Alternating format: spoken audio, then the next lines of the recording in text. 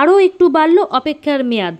খারাপ আবহাওয়ার কারণে ভারতীয় মহাকাশচারী শুভাংশু শুক্ল সহ 4 জনের আন্তর্জাতিক মহাকাশ কেন্দ্রের উদ্দেশ্যে পাড়ি দেওয়ার দিনক্ষণ পিছিয়ে গেল। মঙ্গলবারের বদলে বুধবার তাদের নিয়ে মহাকাশে পাড়ি দেবে অ্যাক্সিয়াম 4। সমাজ মাধ্যমে একথা জানিয়েছে ভারতীয় মহাকাশ গবেষণা কেন্দ্র ইসরো।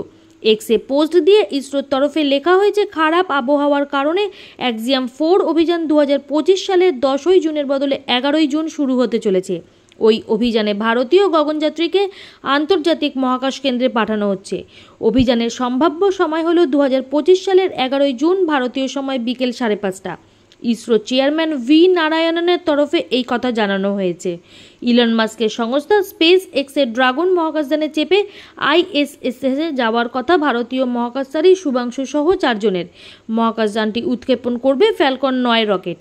এজন্য ইতিমধ্যেই রকেটটিকে আমেরিকার ফ্লোরিডার কেনেডি স্পেস সেন্টারের লঞ্চপ্যাড 39 কমপ্লেক্সে পাঠিয়ে দেওয়া হয়েছে।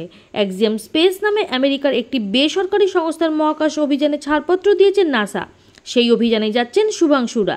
14 দিন তারা আইএসএসে থাকবেন, বিভিন্ন পরীক্ষা নিরীক্ষা চালাবেন।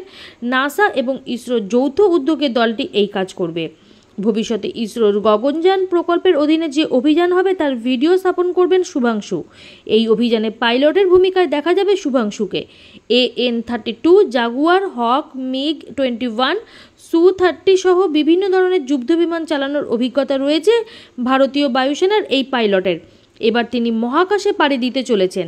রাকেশ শর্মা 40 বছর পর মহাকাশে পাড়ি দিচ্ছেন কোনো ভারতীয়। শুভাংশুর সঙ্গে থাকছে ঘরে তৈরি মুগের হালুয়া, ভাত, আমের রস। ব্যবস্থা করেছে খোদ ইসরো। শুভাংশুর সঙ্গে থাকছে ওই অভিযানে নাসার প্রাক্তন মহাকাশচারী পেগি উইটসন, পোল্যান্ডের স্লায়োস উজনানস্কি উইজনিউস্কি এবং হাঙ্গেরির টিবর কাপু।